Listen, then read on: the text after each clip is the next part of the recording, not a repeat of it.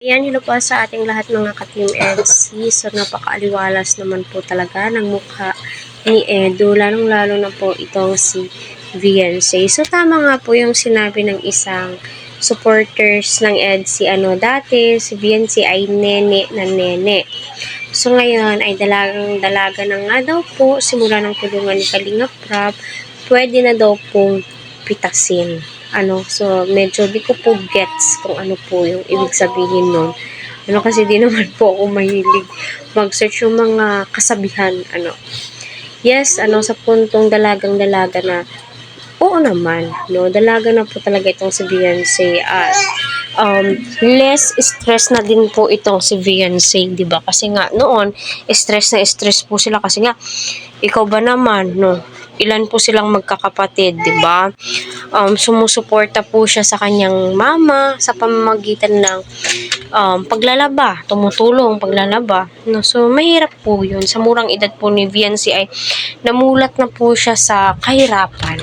Kaya, deserve po niya yung blessings. So, ngayon, sabi nga po doon sa video ni Viancy ay, my God, matagal na nga daw po niyang pinapangarap, Wow, sana also, sino nga ba yung pinaparinggan ni Viancy? So, lately napapansin ko itong si Viancy ay mahilig po siyang magparinig. So, ano nga ba yun? So, sino ba naman ang hindi kikiligin Yung nasagi sa isip ko, oh my God, baka si Edu yung pinaparinggan ni Viancy. Wala naman pong iba, di ba? Like yung sabi ng kanta na, kahit bata pa ako, So, alam kong minamahal kita, di ba yung ganon? Totoo naman. May puso na po yan. May puso po talaga yan. Tumitibok na yan.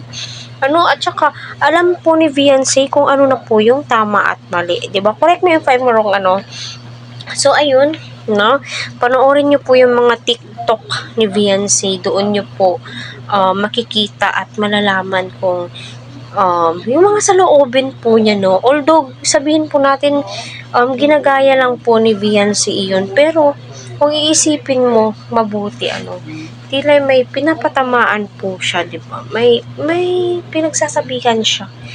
Kumbaga patama quotes, depende na lang kung sasaluin ni Edu, or ano ba, So, abang-abang po tayo mga ka-Team EDSI kay isa din po ako sa abangers,